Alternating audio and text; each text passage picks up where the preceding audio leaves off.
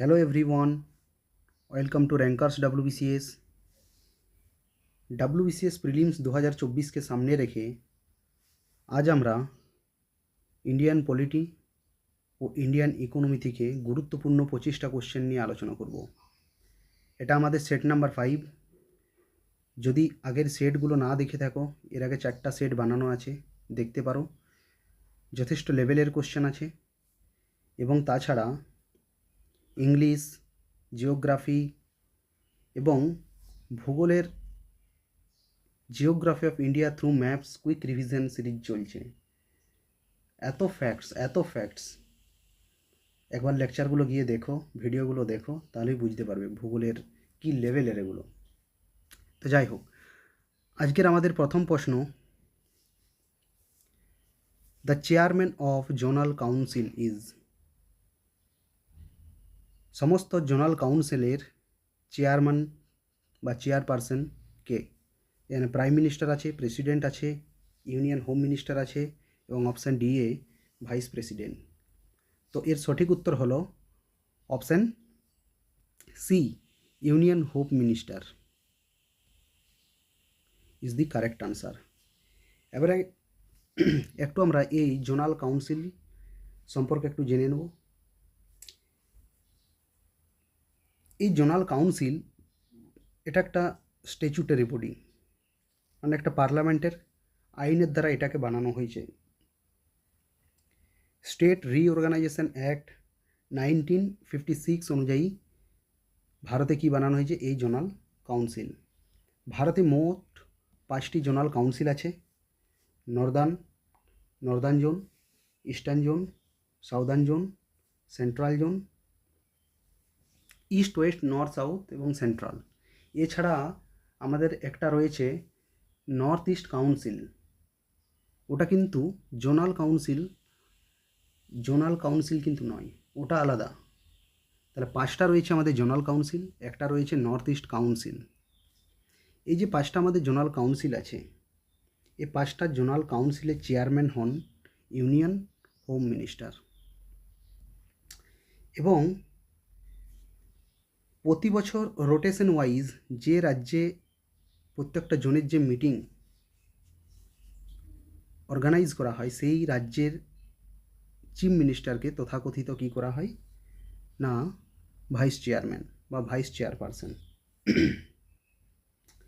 এর কাজ কি না, এই যে জোনের রিলেটেড যে সমস্ত বিরোধ, আন্তঃরাজ্য বিরোধ মেটানো, অর্থনৈতিক এবং সামাজিক পরিকল্পনায় সহযোগিতা করা, সীমান্ত সমস্যা সমাধান, পরিবহন ও যোগাযোগের উন্নয়ন এবং লাস্টে জাতীয় ঐক্য এবং সংহতি, এগুলো বাড়ানো, এগুলো চেয়ে এই জোনাল কাউন্সিলের কাজ। এটা একটা স্ট্যাচুটারি বডি, মনে রাখবে। কিন্তু এর যে সিদ্ধান্ত, এটা কিন্তু বাধ্যতামূলক নয়। এর সিদ্ধান্ত বাধ্যতামূলক নয়। তাহলে এগুলোই মনে রাখবে, এগুলো হচ্ছে গুরুত্বপূর্ণ তথ্য জোনাল কাউন্সিল রিলেটেড। এরপর আমরা কোশ্চেন নাম্বার 2 দেখে নেব। Separation of judiciary from executive. জুডিশিয়ারিকে এক্সিকিউটিভ থেকে আলাদা করা হয়েছে বা আলাদা করার নির্দেশ আছে আমাদের কোন আর্টিকেলে? এটা ডিপিএসপিতে আছে, directive principle of state policy. তো অপশান এতে আছে আর্টিকেল নাম্বার 49। আচ্ছা, আর্টিকেল নাম্বার 49-এ কী আছে না, জাতীয় যে স্মৃতিস্তম্ভ আছে এগুলো সংরক্ষণের ব্যাপারে কিন্তু মেনশন করা আছে আমাদের ডিপিএসপির 49 আর্টিকেল। 50, হ্যাঁ, এটা হচ্ছে আমাদের কারেক্ট আনসার। 51-এ কী আছে না, আন্তর্জাতিক শান্তি এবং নিরাপত্তা উন্নয়ন, এটা 51 আছে, ইন্টারন্যাশনাল রিলেশন। এবং 48A-তে আছে পরিবেশ সংরক্ষণ। অতএব আমাদের সঠিক উত্তর option B is our correct answer. Question number 3, right to vote in India. ভারতে ভোটাধিকার হলো, এটা একটা ফান্ডামেন্টাল রাইট। অপশান বিতে দেওয়া আছে এটা একটা কনস্টিটিউশনাল রাইট। অপশান সিতে দেওয়া আছে এটা একটা লিগ্যাল রাইট, না অপশান ডিতে দেওয়া আছে এটা একটা ন্যাচুরাল বা প্রাকৃতিক। তো এটা সঠিক উত্তর কী হবে ভেবে না একবার। তো এর সঠিক উত্তর হচ্ছে option C is our correct answer. এটা একটা আমাদের লিগ্যাল রাইট। ভারতে যে ভোটাধিকার, এটা সংবিধানের আর্টিকেল নাম্বার 326-এ উল্লেখ আছে। 326 এটা উল্লেখ আছে, কিন্তু এটা কিন্তু মৌলিক অধিকার নয়, নট ফান্ডামেন্টাল রাইট। এটা কিন্তু ফান্ডামেন্টাল রাইট নয়। এবং এটা রিপ্রেজেন্টেশন অফ পিপল অ্যাক্ট যে আছে আমাদের, রিপ্রেজেন্টেশন অফ পিপল অ্যাক্ট মাধ্যমে কিন্তু এই যে রাইট টু ভোট, এটা কিন্তু নিয়ন্ত্রণ করা হয়। তাহলে এটাও মনে রাখবে যে রিপ্রেজেন্টেশন অফ পিপল অ্যাক্ট এটা কি করে, নিয়ন্ত্রণ করে। অতএব এটা আমাদের হলো একটা কি না লিগ্যাল রাইট। অতএব এটা না ফান্ডামেন্টাল রাইট, না এটা কনস্টিটিউশনাল রাইট, না natural right. Question number 4, which state first implemented Panchayati Raj বা পঞ্চায়েতি ব্যবস্থা কোন রাজ্যে প্রথম শুরু হয়? অপশান এতে দেওয়া আছে ওয়েস্ট বেঙ্গল। ওয়েস্ট বেঙ্গলও কি না। অপশান বিতে দেওয়া আছে রাজস্থান, হ্যাঁ। অপশান সিতে গুজরাট, না। উত্তরপ্রদেশ, না।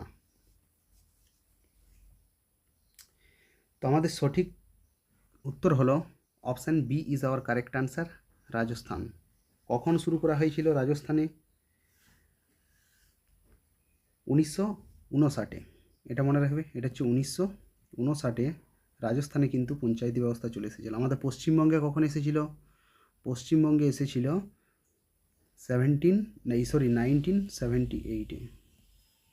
এ দুটো মনে রাখবে, গুরুত্বপূর্ণ। আচ্ছা, রাজস্থানের যে জেলাটা ছিল ওটা ছিল নাগৌর জেলা। কী জেলা? নাগৌর।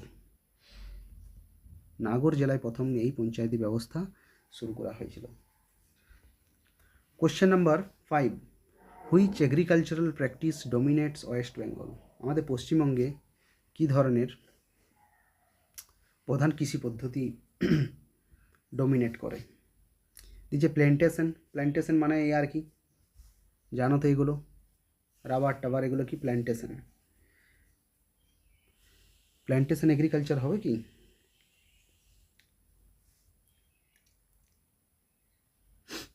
প্ল্যান্টেশন এগ্রিকালচারের মধ্যে চাটাও পড়ে, তো এটা কিন্তু শুধু তো উত্তরবঙ্গে, অল ওভার বেঙ্গলে তো নয়, ওয়েস্ট বেঙ্গলে। তো এটা কি হবে প্ল্যান্টেশন এগ্রিকালচার? দার্জিলিংয়ে হলেও এটা কিন্তু আমাদের প্রধান কৃষি পদ্ধতি নয়, অতএব এটা হবে না। অপশান বিতে দেওয়া আছে intensive subsistence farming. Intensive subsistence farming এটা হতে পারে। আমাদের পশ্চিমবাংলায় কীরকম দেখতে পাই আমরা, জনসংখ্যা বেশি এবং জমি ছোটো ছোটো ভাগে বিভক্ত, পরিবার ডিভাইড হওয়ার সময় কী হয়ে যায়, জমিগুলো ভাগাভাগি হয়ে যায়, এর ফলে ছোটো ছোটো ল্যান্ডে এগুলো পরিণত হয়ে যায়। এখানে অধিক শ্রম এবং উৎপাদনের জন্য কী করা হয় না বেশি ইন্টেন্সিভ সাবসিস্টেন্স ফার্মিং বেশি প্রচলিত। তো এটা আমাদের correct answer, option B is our correct answer. Commercial ranching এটা তো নয়। শিফটিং কাল্টিভেশন, ঝুম চাষ, এগুলো তো নর্থ ইস্ট রিজিয়নে আমরা দেখতে পাই, পাহাড়ি অঞ্চলে। তো অল ওভার বেঙ্গলে এটা বলা ঠিক হবে না, এটাও হবে না। অতএব B is our correct answer. Question number 6 দেওয়া আছে agriculture income tax levied by.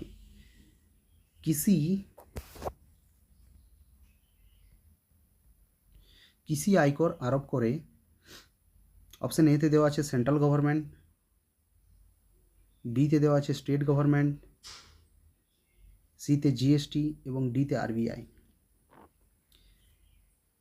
Income tax এটা দেখে ভাবার কিছু নেই যে এটা হচ্ছে সেন্ট্রাল গভর্নমেন্ট করে, আর তার আগে জুড়ে আছে কি না এগ্রিকালচার ম্যাটারটা এটা স্টেটের আন্ডারে আছে।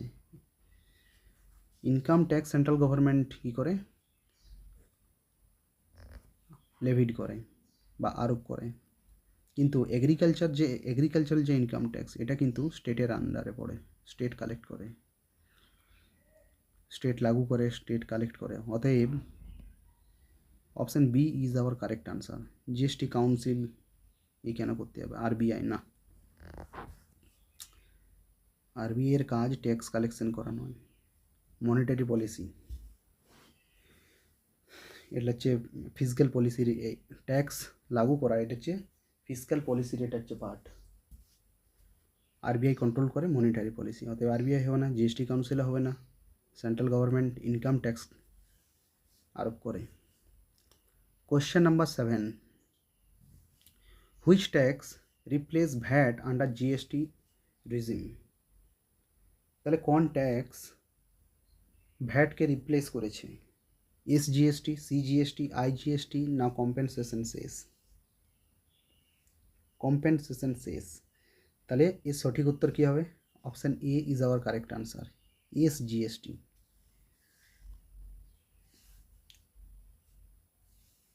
জিএসটি চালু হওয়ার পর রাজ্যের যে ভ্যাটের পরিবর্তে কী করা হয়েছে? এসজিএসটি বা স্টেট জিএসটি রাজ্যের অংশ হিসাবে এটাকে চালু করা হয়েছে। আচ্ছা, আইজিএসটি এটা কেন্দ্রের অংশ, তাই এটা হচ্ছে না। সিজিএসটি, আইজিএসটি এটা হচ্ছে কি আন্তঃরাজ্য লেনদেনের জন্য, মানে যখন বিভিন্ন স্টেটের মধ্যে কোনো লেনদেন হয়। আর কম্পেনসেশন সেস এটা হচ্ছে কি না রাজ্যের ক্ষতিপূরণের জন্য অতিরিক্ত কর, রাজ্যের ক্ষতিপূরণের জন্য অতিরিক্ত কর, অতএব এটা হবে না। Question number 8, Asian infrastructure investment bank বা এআইআইবি এর হেডকোয়ার্টার কোথায় অবস্থিত? এশিয়ান ইনফ্রাস্ট্রাকচার ইনভেস্টমেন্ট ব্যাংকের সদর দপ্তর কোথায় অবস্থিত? ইজি কোশ্চেন, এর সঠিক উত্তর হবে অপশান এ, চায়নার যে ক্যাপিটাল অফ চায়না বেজিংয়ে এটা অবস্থান করছে। এগুলো তো হবে না।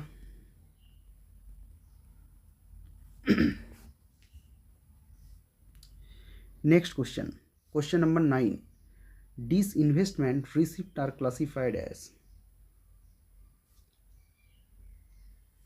কোনো একটা পিএসইউ বা সরকারের কোনো একটা জিনিসকে বেসরকারিকরণ করার পর সরকারের কাছে যে টাকাটা আসে, যে প্রাপ্তিটা হয় সরকারের, যে আয়টা হয়, এটা কোন প্রাপ্তির মধ্যে পড়ে? রেভিনিউ রিসিপ্ট না ক্যাপিটাল রিসিপ্ট না ট্যাক্স রিপিট না গ্র্যান্ট? এটা কি গ্র্যান্ট পেলো, কারো কাছ থেকে অনুদান পেলো? আরে ভাই, সম্পত্তি চলে গেল সরকারের, সরকার বিক্রি করে দিল, অনুদান কী করে হবে? হাটাও ইসকো, ট্যাক্স কি না, ডিসইনভেস্টমেন্ট করে ট্যাক্স পায় না, ক্যাপিটাল রিসিপ্ট, মূলধন আসছে সরকারের কাছে, মূলধনই প্রাপ্তি। ডিসইনভেস্টমেন্ট মানে কি বললাম, যে সরকার তার সম্পদ পিএসইউ ওর শেয়ার কী করছে, বিক্রি করছে। তাহলে সরকারের কী হচ্ছে এখানে? সম্পদ বা সম্পত্তি, ক্যাপিটাল অ্যাসেট কী হচ্ছে এখানে? কম হচ্ছে। অ্যাসেট সরকারের কী হয়ে যাচ্ছে? কম হয়ে যাচ্ছে, পয়সা পাচ্ছে। তাহলে কী হলো এটা? এর সঠিক উত্তর হবে option B, capital receipt. Revenue receipt না, নিয়মিত আসবে নাকি, যে হ্যাঁ আমি বিক্রি করে দিলাম সরকারের শেয়ার আর প্রতি বছর আমাকে বাস দিতে থাকবে, তাহলে এটা হবে না, অতএব B is our correct answer. Question number 10, which one of the following correctly describe micro enterprise limit? Micro এন্টারপ্রাইজের সীমা সঠিকভাবে নির্দেশ করে। তো এখানে যে চারটা দেওয়া আছে, ইনভেস্টমেন্ট দেওয়া আছে, greater than equal to 1 crore and turn over greater than equal to 5 crore। তো এর সঠিক উত্তর কী হবে? এর সঠিক উত্তর অপশান এ, এটাই সঠিক উত্তর মাইক্রো এন্টারপ্রাইজের জন্য।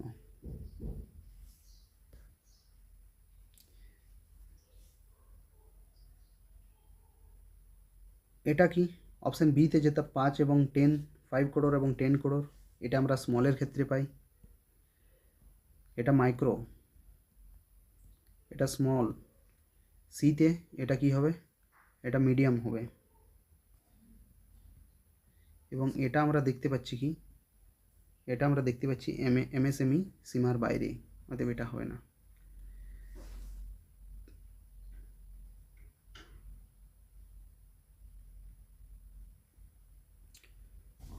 Question number 11, informal sector workers generally lack?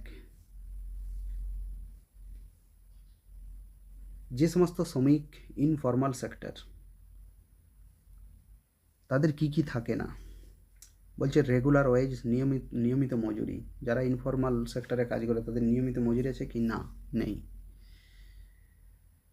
তা থাকে না, এটা ঠিক আছে। জব সিকিউরিটি, কোনো সিকিউরিটি আছে ইনফর্মাল সেক্টরে? না, কোনো সিকিউরিটি নেই, কাজের কোনো নিরাপত্তা নেই। কাজ করো, পয়সা নাও, কাজ আছে কাজ করো, নালে ঘর যাও। এটাও থাকে না। ফিক্সড ওয়ার্কিং আওয়ার, কাজের কোনো নির্দিষ্ট সীমা থাকে না? থাকে না, যতক্ষণ না মালিকের কাজ কমপ্লিট হচ্ছে করতে থাকো। ভাই, যতটা শোষণ করা যায় ততটাই শোষণ করা হয় শ্রমিকদেরকে এই ইনফর্মাল সেক্টরে। তাহলে কই ফিক্সড ওয়ার্কিং আওয়ার নেই। অতএব আমরা দেখতে পাচ্ছি তিনটাই সঠিক। অতএব আমাদের correct answer option D is our correct answer. All of the above, উপরের সব কোটিতেই কী থাকে? শ্রমিকদের রেগুলার কোনো মজুরি থাকে না, জব সিকিউরিটি নেই, নির্দিষ্ট কাজেরও কোনো সময় নেই। অতএব সবগুলি সঠিক।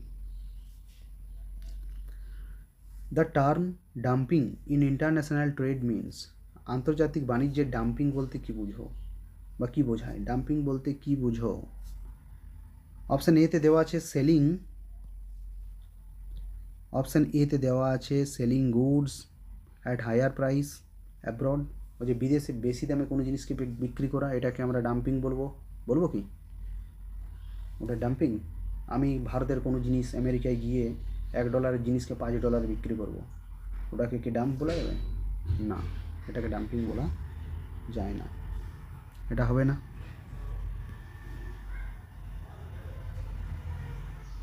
অপশান বিতে দেওয়া আছে selling goods below cost in foreign market. হ্যাঁ, বিদেশে কম দামে জিনিস বিক্রি করা, এটা হতে পারে। ইম্পোর্ট রেস্ট্রিকশন, এটা তো প্রোটেকশনিজম। রেস্ট্রিকশন মানে এটাকে কী বলা হয়? প্রোটেকশনিজম, প্রোটেক্ট করার চেষ্টা করছে, এটাও হবে না। এক্সপোর্ট সাবসিডি, এটা কি? এটা যে সরকার ভর্তুকি দিচ্ছে। অতএব ডাম্পিং মানে ধরে নাও যেমন চায়না কী করছে, মোবাইল ফোন আমাদের ইন্ডিয়াতে কী করছে? ডাম্প করছে। ওখান থেকে প্রচুর ফোন নিয়ে এসে ইন্ডিয়াতে কী করছে? প্রচুর স্টক করে দিচ্ছে, এখানে ঢেলে দিচ্ছে। এবং ঢেলে কী করে দিচ্ছে না, ভারতের মার্কেটে কী করে দিচ্ছে না, সস্তাতে কী করছে না, চাইনিজ ফোনে কী করেছে? পুরো ইন্ডিয়ান মার্কেটকে কী করে দিচ্ছে? বন্যা বইয়ে দিয়েছে, ফ্লাড এসে গেছে। এইটাকে ডাম্পিং বলা যেতে পারে। Selling goods below cost in foreign market, চায়নার ক্ষেত্রে এটা প্রযোজ্য। ইন্ডিয়াতে কী করেছে? মোবাইল ফোন যে মার্কেট, অ্যান্ড্রয়েড ফোন এর মার্কেটে কী করছে? এটা ডাম্পিং করে দিয়েছে। অতএব B is our correct answer. Question number 13, expansionary monetary policy generally use during, expansionary monetary policy কখন ব্যবহৃত হয়? যখন ইনফ্লেশন বা মুদ্রাস্ফীতি প্রচুর বৃদ্ধি পায়, না ইকোনমিক স্লোডাউন, অর্থনৈতিক যখন মন্দা আসে, না ট্রেড সারপ্লাস, না কারেন্সি অ্যাপ্রিসিয়েশন, মুদ্রার মূল্যবৃদ্ধি।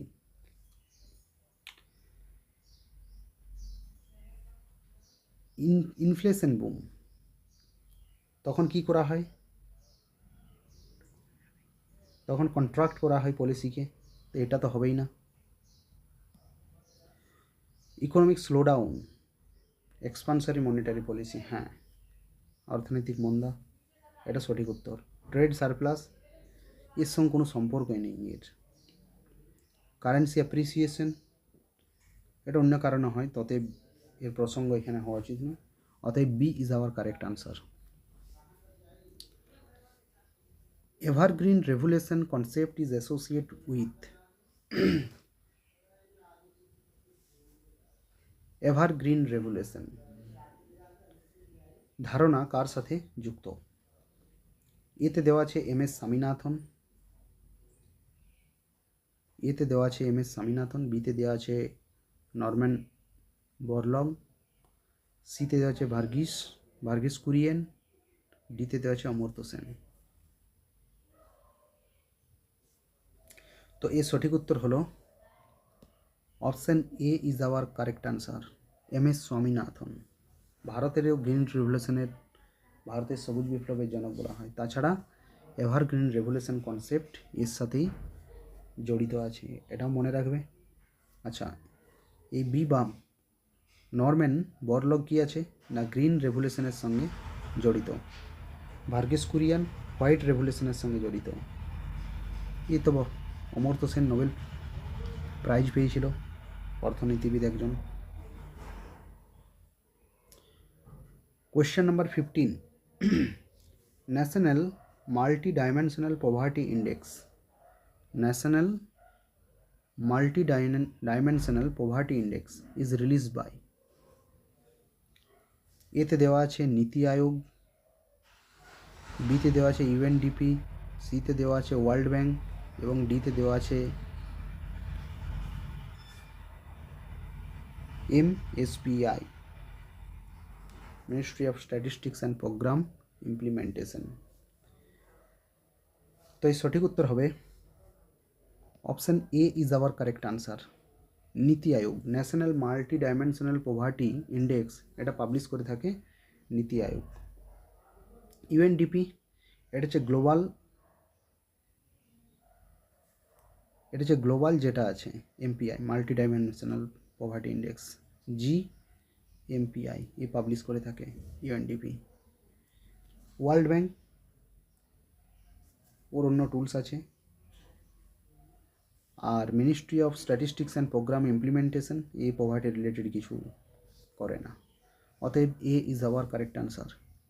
Question number 16, which of the following is revenue expenditure. কোনটা নিচের চারটা অপশানের মধ্যে রাজস্ব ব্যয়? Building road,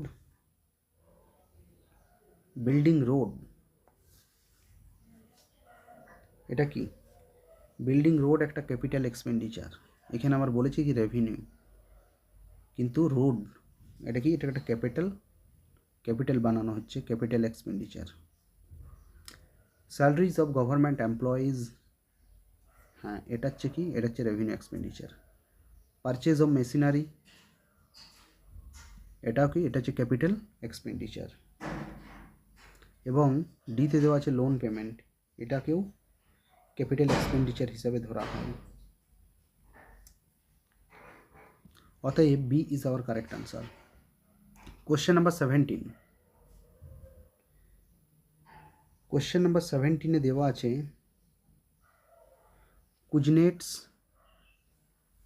কুজনেটস curve shows relationship between. Kuznets curve কোন সম্পর্ক দেখায়? চারটা সম্পর্ক দেওয়া আছে। অপশান এতে দেওয়া আছে গ্রোথ অ্যান্ড ইনইকুয়ালিটি, অর্থনৈতিক বৃদ্ধি এবং বৈষম্য, ইনফ্লেশন জিডিপি, না ট্যাক্স রেভিনিউ, কর এবং রাজস্ব, না সাপ্লাই এবং ডিমান্ড। খুব ভালো প্রশ্ন। এর সঠিক উত্তর হবে option A. Option A is our correct answer. Growth and inequality দেখায় এই কুজনেটস কার্ভ। তাহলে এটা ভালো করে মনে রাখবে। আচ্ছা, ইনফ্লেশন অ্যান্ড জিডিপি এটা আমরা দেখেছি ফিলিপস কার্ভে। ট্যাক্স রেভিনিউ, তাহলে এটা মনে রাখবে, এটা কোথায় আছে?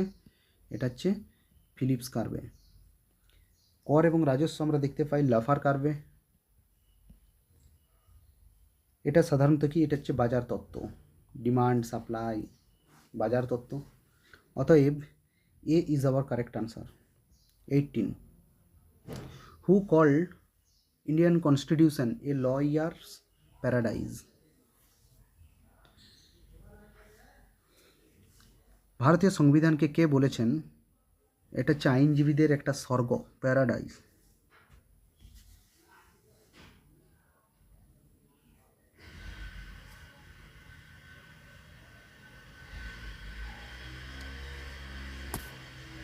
এর বিস্তারিত জটিলতা এবং বিস্তারিত প্রকৃতির জন্য এটাকে, ভারতীয় সংবিধানকে লয়ার্স প্যারাডাইজ বলেছেন। কে বলেছেন? না, সঠিক উত্তর হলো আইভর জেনিংস। এর সঠিক উত্তর হবে option A, Ivor Jennings is our correct answer. Dicey rule of লয়ের জন্য পরিচিত, ডাইসি রুল অফ লয়ের জন্য পরিচিত। এবং অস্টিন কি বলেছেন? ভারতীয় কনস্টিটিউশনকে কি বলেছেন? Corner stone of a nation, corner stone of a nation BN রাও, ইনি তো সংবিধান প্রণয়নে উপদেষ্টা ছিলেন। এটা হবে না, এটা হবে না, এটা হবে না। Question number 19, the constitution provide independent judiciary. সংবিধান স্বাধীন বিচার বিভাগ প্রদান করে। অপশান এতে দেওয়া আছে প্রোটেক্ট কনস্টিটিউশন, কনস্টিটিউশনকে রক্ষা করতে, কন্ট্রোল পার্লামেন্ট, সংসদ নিয়ন্ত্রণ করতে, সাপোর্ট এক্সিকিউটিভ, নির্বাহীকে সহায়তা করতে, এবং ম্যানেজ ইলেকশন, নির্বাচন পরিচালনা করতে। তো এই সঠিক উত্তর হলো option A is our correct answer. Main যে মূল উদ্দেশ্য অনেক আছে, তার মধ্যে যেটা মূল উদ্দেশ্য হলো ওটা হচ্ছে কি কনস্টিটিউশনকে আমাদের কী করে রক্ষা করা। Protect constitution.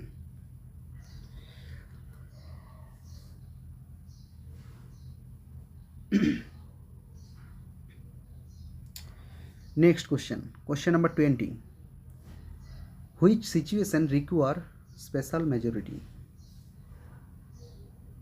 কোন কোন ক্ষেত্রে, কোন বিশেষ ক্ষেত্রে সংখ্যাগরিষ্ঠতা দরকার। অপশান এতে দেওয়া আছে কনস্টিটিউশনাল অ্যামেন্ডমেন্ট, এটা 1-এ দেওয়া আছে। 2-তে দেওয়া আছে রিমুভাল অফ ভাইস প্রেসিডেন্ট, এবং 3-তে দেওয়া আছে impeachment of president. Constitutional amendment, removal of vice president, না impeachment of president.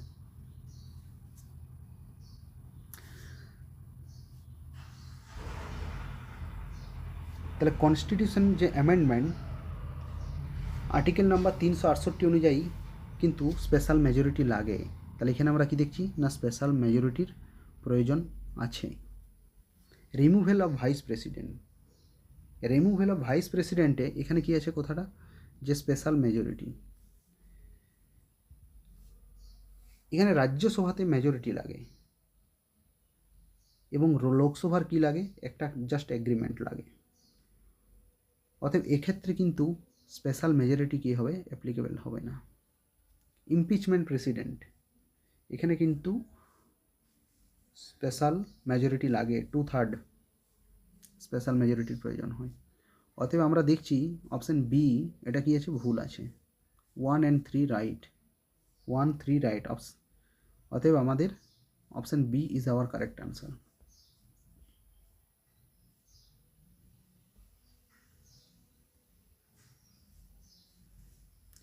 Next question, consider the following statement regarding parliament. সংসদ সম্পর্কে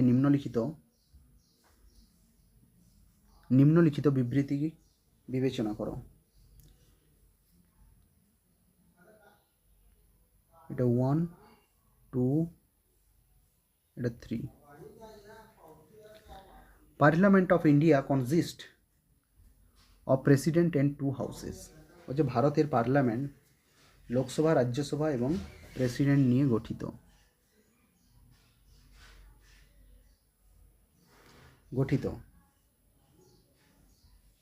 এটা কি, এটা হচ্ছে একদম ঠিক। ভারতের পার্লামেন্ট লোকসভা, রাজ্যসভা এবং প্রেসিডেন্ট নিয়ে গঠিত। কোনো একটা বিলকে যদি আইনে পরিণত করতে হয়, তাহলে প্রথমে লোকসভা, রাজ্যসভা যে কোনো সভাতে পাস হতে হবে, তারপর দ্বিতীয় সভাতে পাস হতে হবে, এবং তারপর প্রেসিডেন্ট সিগনেচার করার পরেই সেটা আইনে পরিণত হবে। প্রেসিডেন্ট যতক্ষণ না সিগনেচার করছে ততক্ষণ ওটা আইনে পরিণত হবে না। অতএব এটা আমাদের পার্লামেন্টের পার্ট, প্রেসিডেন্ট। তো অপশান ই যেটা A1 আছে, 1 কারেক্ট। 2-এ দেওয়া আছে the president is member of either house. President কোথায় মেম্বার? রাষ্ট্রপতি কোনো কক্ষের কিন্তু সদস্য নয়, এটা ভুল। The president has power to summon and prorogue parliament. রাষ্ট্রপতি সংসদ আহ্বান এবং মুলতবি করতে পারেন। হ্যাঁ, অবশ্যই পারেন, একদম ঠিক, আর্টিকেল নাম্বার 85 অনুযায়ী। তাহলে এটা দেখলাম আমরা। আর্টিকেল নাম্বার 79-এ মেনশন আছে যে পার্লামেন্টে কী আছে না, পার্লামেন্ট মানে হচ্ছে লোকসভা, রাজ্যসভা, প্রেসিডেন্ট। এর রাষ্ট্রপতি কিন্তু কোনো কক্ষের সদস্য নয়, এটা ভুল দেখলাম। এবং এই মুলতবি আহ্বান এলা করতে পারে, আর্টিকেল নাম্বার 85 ক্ষমতা দিয়ে থাকে রাষ্ট্রপতিকে। অতএব আমরা দেখতে পাচ্ছি কি না অপশন 2 রং, বাকি 1 and 3 correct.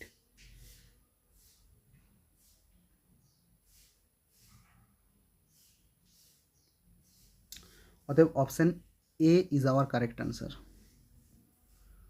Question number 22. Consider the following regarding Finance Commission.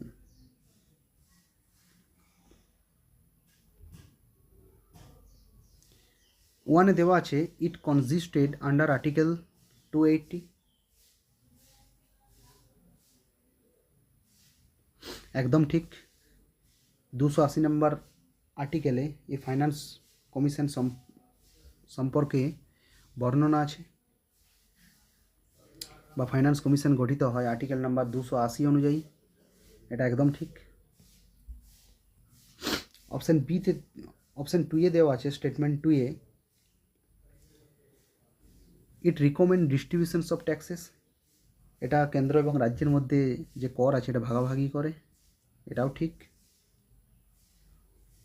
Option 3তে দেওয়া আছে বা স্টেটমেন্ট 3তে দেওয়া আছে ইট রিকমেন্ডেশন আর বাইন্ডিং, এর রিকমেন্ডেশন কিন্তু বাইন্ডিং নয়, এর সুপারিশ বাধ্যতামূলক নয়। সরকারকে যে ফাইন্যান্স কমিশনের রিকমেন্ডেশন মানতেই হবে এরকম কিছু নয়, কিন্তু বেশিরভাগ ক্ষেত্রে কি হয়, আজ পর্যন্ত যে পরম্পরা চলে এসেছে যেটা দেয় সেটাই কিন্তু রিকমেন্ড করে, সেটাই কিন্তু সরকার মেনে নেয়। আরে গঠনই করে সরকার, সরকার যা বলবে তাই করে ওরা, সেই হিসাবেই সরকারের সহমতি না নিয়ে কোনো ওরা রিকমেন্ডেশন দেবেই না। এটা হচ্ছে বর্তমান পরিস্থিতি, এরকমই আর কি। যে কোনো কনস্টিটিউশনাল বডি হোক বা অ্যাডভাইজারি বডি হোক বা স্ট্যাচুটারি বডি হোক, যে সরকার চালায় সেই সরকারের নেতাদের মন্ত্রীদের কথা অনুযায়ী সব কিছু চলে। বর্তমানে আমরা দেখতে পাচ্ছি ইডি, সিবিআই যাই হোক, যত বড়ই সংস্থা হোক, ইলেকশন কমিশন, পরিস্থিতি এরকম দাঁড়িয়েছে। অতএব সি আমরা দেখলাম স্টেটমেন্ট 3 এটা কি আছে, ভুল আছে, 1 2 রাইট। অতএব A is our correct answer. Question number 23.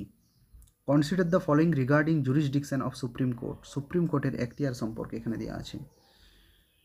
এটা 1-এ দেওয়া আছে স্টেটমেন্ট, 2-এ দেওয়া আছে এবং 3-এ দেওয়া আছে। বলছে original jurisdiction include disputes between centre এবং স্টেট।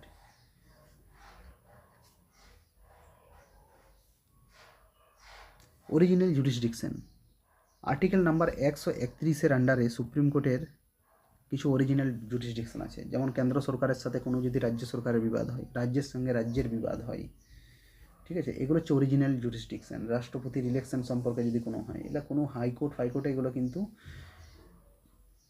এই কেস কেউ করতে পারে না বা এই ম্যাটারে সলভ করতে পারে না অন্য কোনো কোর্ট, একমাত্র সুপ্রিম কোর্টে পারে, এটা এর অরিজিনাল জুরিসডিকশন। তাহলে এটা আমরা দেখলাম ঠিক আছে। Okay, appellate jurisdiction include civil and criminal cases, হ্যাঁ এটাও ঠিক আছে, অন্তর্ভুক্ত, এটা ঠিক আছে। আপিলের এখতিয়ারে দেওয়ানি ফৌজদারি মামলা অন্তর্ভুক্ত। Advisory jurisdiction is binding on the president, বলছে সুপ্রিম কোর্টের যে অ্যাডভাইজারি জুরিসডিকশন বলছে বাধ্যতামূলক রাষ্ট্রপতির জন্য, না রে বাবা এরকম নয়।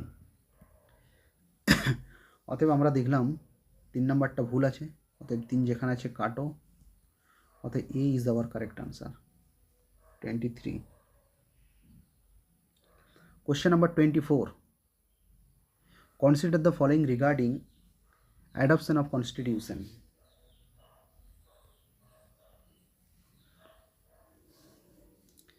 Statement 1 এ আছে some provision came into force immediately after adoption. কিছু বিধান যেমন নাগরিকত্ব, নির্বাচন কমিশন, এরা কি হয় 26শে নভেম্বর 1949 কার্যকর হয়, একদম ঠিক। তাহলে এটা দেখলাম আমরা কি ঠিক, কিছু কিছু হয় যেমন কি বললাম নাগরিকত্ব, নির্বাচন কমিশন, এগুলো 26শে নভেম্বর 1949 কার্যকর হয়। স্টেটমেন্ট 2-এ দেওয়া আছে citizenship provision come into force 26 November 1949, হ্যাঁ এখনই তো বললাম, এটাও ঠিক আছে। Elections were held before the constitution came into force, এটা হচ্ছে ভুল। কারণ আমরা জানি সংবিধান কমপ্লিটলি লাগু হয় কখন? 26শে জানুয়ারি 1950, এবং হওয়ার পর তারপর কি হচ্ছে? নির্বাচন হচ্ছে ভারতে প্রথম 1951-এ। তারপর কি হচ্ছে? 51-এ হচ্ছে। তো যাই হোক, তো কার্যকর হওয়ার পর কিন্তু কিছু নির্বাচনটা হচ্ছে। অতএব 3 নম্বর পয়েন্ট স্টেটমেন্ট ভুল আছে। এই is our correct answer. Question number 25 ও আজকের last question. Consider the following regarding national commission for scheduled caste. Statement 1-টে আছে, it is a constitutional body. It is a constitutional body, একদম ঠিক, এটা একটা সাংবিধানিক সংস্থা। স্টেটমেন্ট 2-এ আছে, it is mentioned under article 338। হ্যাঁ, এটাও ঠিক, 338-এ national commission for scheduled caste এটা মেনশন আছে। It has a quasi judicial পাওয়ার, আধা বিচারিকের ক্ষমতা আছে। হ্যাঁ, সাক্ষ্য গ্রহণ, তদন্ত এগুলো কিন্তু করতে পারে। তার জন্য এটাকে আমরা কি বলতে পারি না, আধা বিচারিক বা আধা জুডিশিয়াল বডি, কোয়াসি জুডিশিয়াল এটা বডি বলতে পারি। সেই হিসেবে আমরা দেখছি 3টে অপশানই ঠিক আছে, D is our correct answer. তো এই ছিল 25টা গুরুত্বপূর্ণ কোশ্চেন। যদি তোমরা চ্যানেলটা সাবস্ক্রাইব না করে থাকো তো সাবস্ক্রাইব করো, এবং আজকের মতো এই পর্যন্ত। আবার জলদি অন্য কোনো ভিডিও নিয়ে দেখা হবে।